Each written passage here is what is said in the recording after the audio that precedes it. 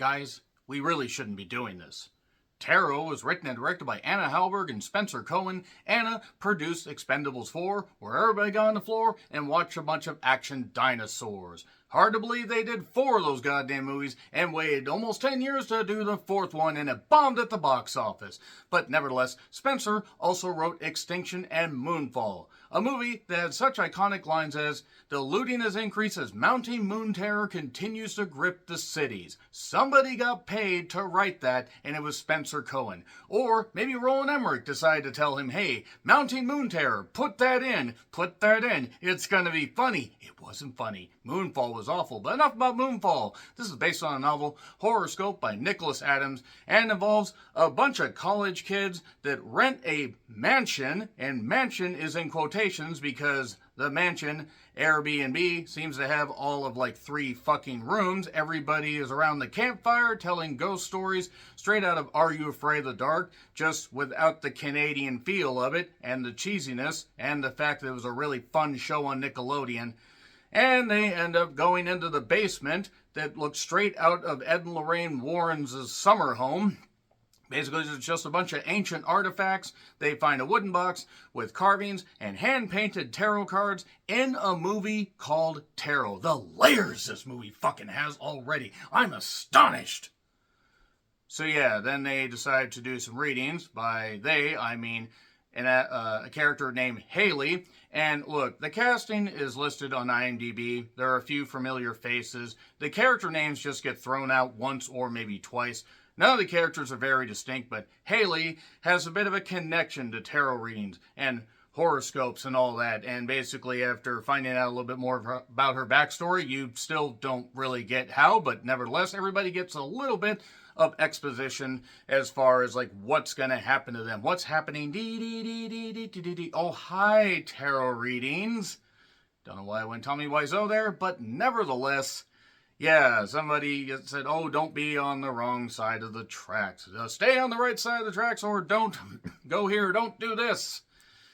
Don't go to a bridge too far. Don't go on the bridge on the River Kwai. Don't do this. Don't, get with the magic man, mama. Basically, they pretty much telegraph to the point that it's practically being sent out in Morse code that something is going to happen. And she does her own reading. And she said, love will be the death of me. Love will not bring us together. Love will tear us apart, Lisa. And then we get the title reveal nearly 20 minutes into this 91-minute movie. 20 minutes into the movie, roughly, thereabouts, we get the title reveal. Screen Gems had no goddamn idea what they were doing here. This thing just got shoved out into theaters. I was seeing commercials for it about 3 months ago, and I saw some, before some of the movies that I've seen, the many movies I've seen in theaters, mystery movies and otherwise, and I decided to plop down and watch this. And basically, the theater I was at, a great theater, by the way, a theater I used to work at, they were so short-staffed they didn't start the movie for a few minutes, and it didn't matter, I had a private screening.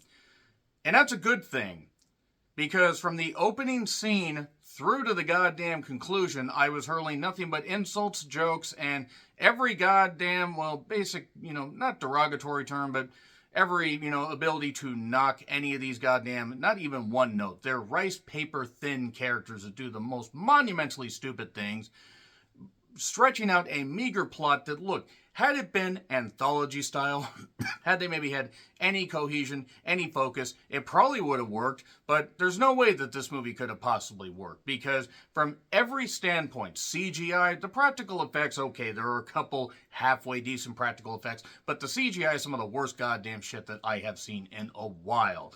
I mean, Skeletons in the Closet still takes a cake as far as really bad CGI, but the budget for that was like, I don't know, a couple cores and a couple shoelaces that no doubt Terrence Howard and Cuba Gooding Jr. tried to smoke. Check out my review of that. Yeah, there's also a theme where the death card, the death card could be the beginning of something, or the end of something, or the beginning of something new. And yeah, you have the death card here. Basically, the death card. Ah ha ha ha. Look at this motherfucker. Yeah, he just wants to basically take his goddamn, sword and just either stab you or stab somebody. Look at this. Look at the deadness of his eyes. And he still has more animation than anybody else. But then again, if you were married to that, then you would have a problem. And if you had this as a mistress, you'd also have a problem. So yeah, I'm just excited. By the way, I got this deck of cards when I went to Disneyland, when I flew to Disneyland. Years and years and years ago. But yeah, pick a card. Any card. You could actually watch a deck of cards just sit on a table for like 90 goddamn minutes and it would be more entertaining than tarot. This is the worst goddamn movie of 2024 so far. Move over Imaginary, move over Night Swim, move over Skeletons in the Closet. As bad as Skeletons in the Closet was, and that's probably going to be number 2, this movie got a theatrical release.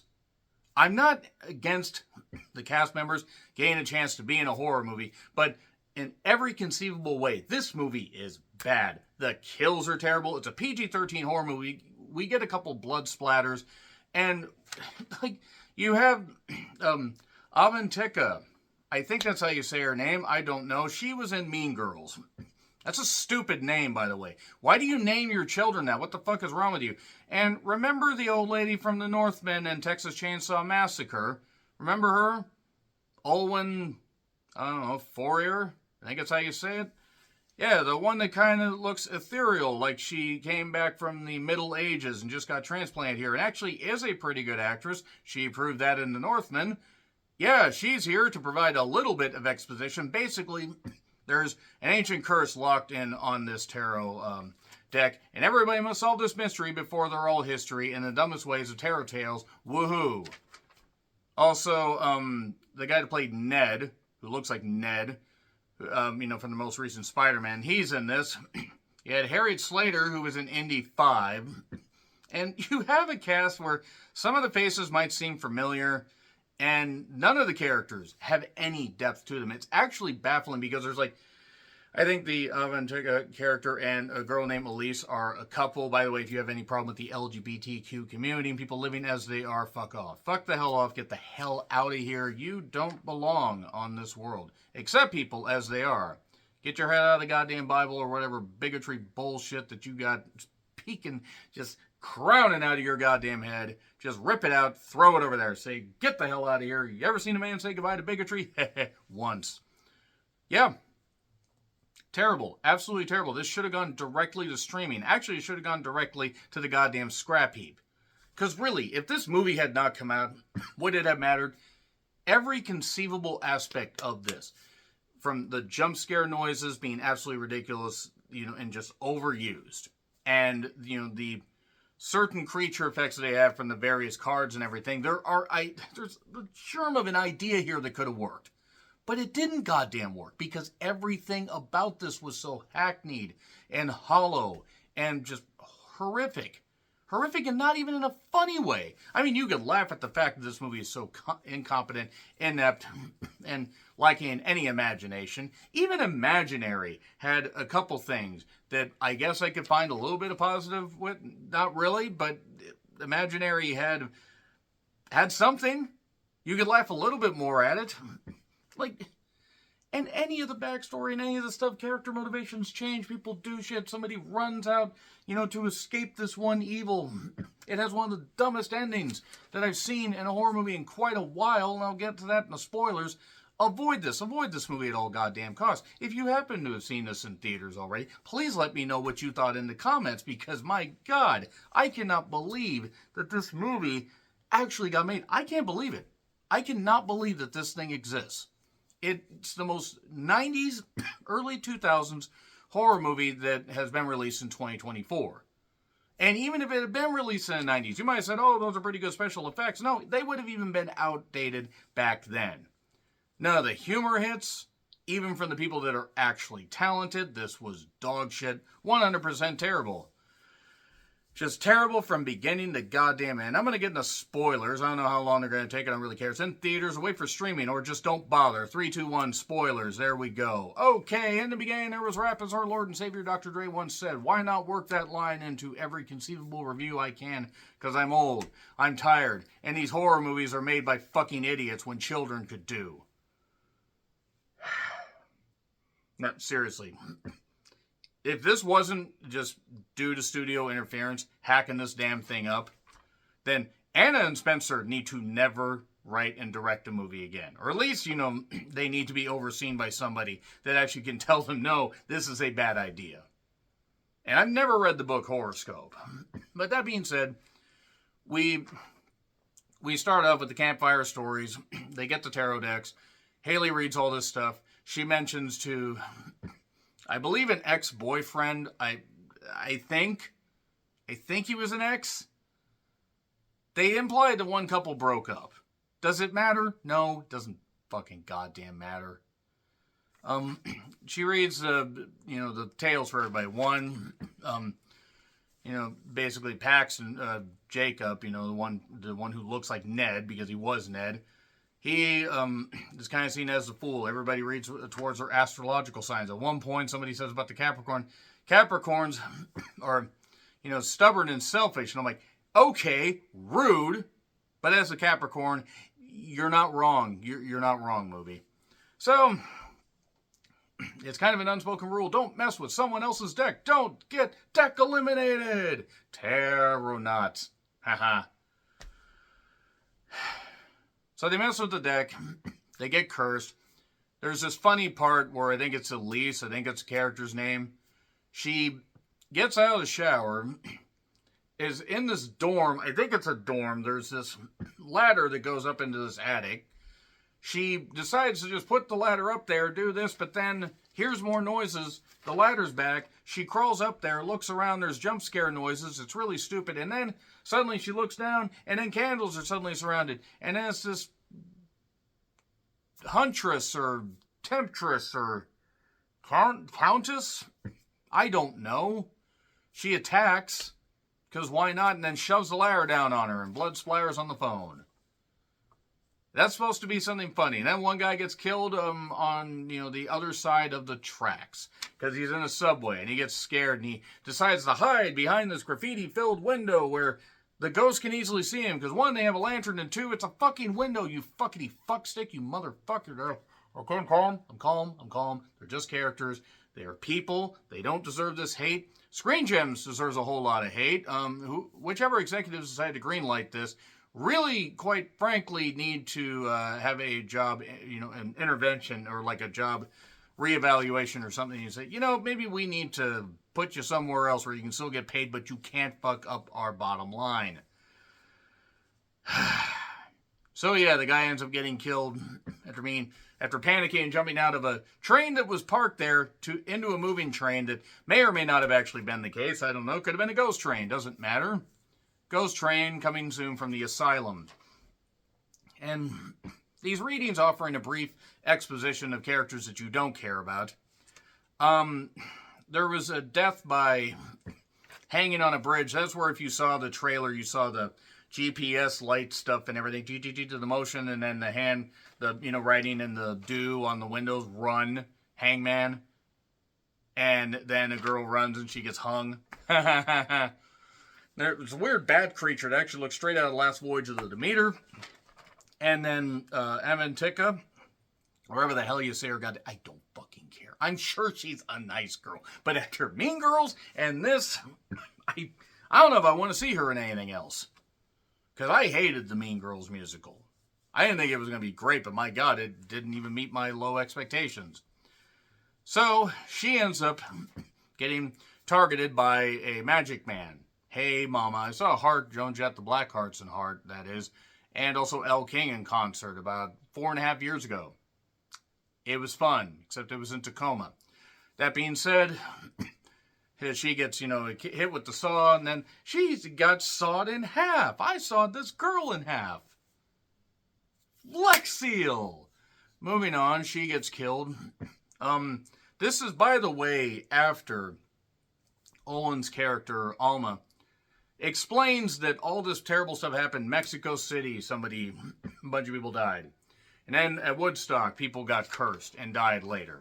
And then in London, 1988, people, everybody died except one person, one survivor, and she was a survivor. So she can stop this. Except then she shows up at the house and tries to reason with the the astrologer.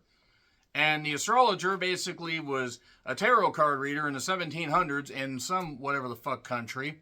Could have been Romania, could have been Bulgaria. I don't care. It doesn't matter. It doesn't matter. This movie doesn't matter. Except I'm going to rant about it. Because I hope that everybody that thought that this was a good idea knows that I hate them for it. Because this was terrible. I know movies are supposed to be entertainment, but it can't decide what it wants to be. It's not good. It's incompetent. And I think the people that funded it are incompetent. Screen Gems is certainly incompetent for goddamn distributing it. That being said, she says, oh, we can find a way to stop it. I'll show up. And then she gets picked off. Instantly gets picked off. Good job. You thought her character, or you thought her usage in Texas Chainsaw Massacre, the Netflix one, was bad. Oh no, this is so much worse. So much worse. Because that movie was unsalvageable. This is just characters getting off, getting killed.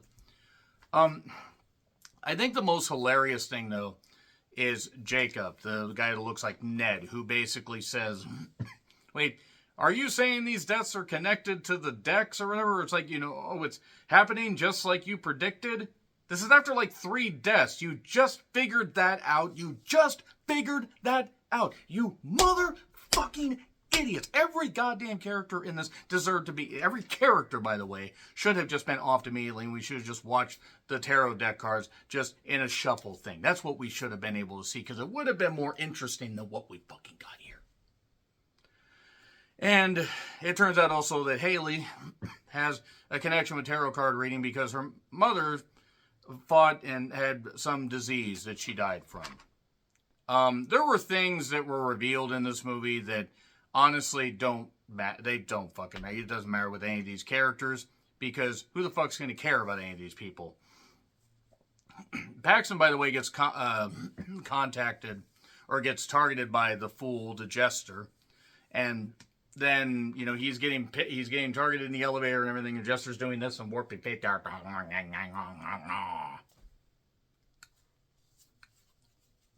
basically what he looks like. It looks like he's having a series of strokes. I don't know if it's coming across, but I didn't really like this movie. So nevertheless, what basically comes from that, we don't see Paxton die because he shows up later. Haley and the other guy, big jockey dude, not wearing jockey underwear. He may have. I don't know. He wasn't riding a horse. As hilarious as that would have been, it would have vastly improved the movie. It couldn't have made it any worse if he was half man, half horse. And I'm talking the horse head and the human legs. Why couldn't she have been the other kind of mermaid with the fish part on top and the lady part on the bottom? I'm just not taking it seriously because why the fuck should I? So basically, Haley has the idea, hey, we're going to turn the curse against her. And they do, because the astrologer tried to predict for this count and this countess, good fortune, but then it turned out that the pregnant countess was going to die. She did. It wasn't her fault. It was what was foretold, but the count hunted her down, killed her daughter, and then she made a blood oath, curse, killer, death, curse thing, and basically decided, that's it, I'm just going to curse everybody. So yeah, now anytime anybody opens a deck, she curses them because she lost her daughter in this and everything. And get over it, bitch. You don't have to worry about having the kid wake you up early, you twat. Nevertheless, basically Haley ends up cursing her in this house, by the way, that apparently is still abandoned. And there's this weird, tarot symbol thing where terrible CGI and a windstorm and everything and all this stuff's going on. And there you go. That's it. But Haley gets sent back. Paxton's still alive. Oh, my roommate found me and it's all good and everything. And that's what happened. That's what happened. I'll tell you what's going to happen. If this isn't the worst movie of 2024, then this society is cursed. This planet is cursed, and we might as well just lay down and just let the nuclear fallout take us. F, in case you can't figure that the fuck out, F. I loathe you, Tarot. I loathe you. Loathe. Agree, disagree, what I said, like, share, subscribe, Twitter handle in the description. I'm John Ritlin. I'll see you soon.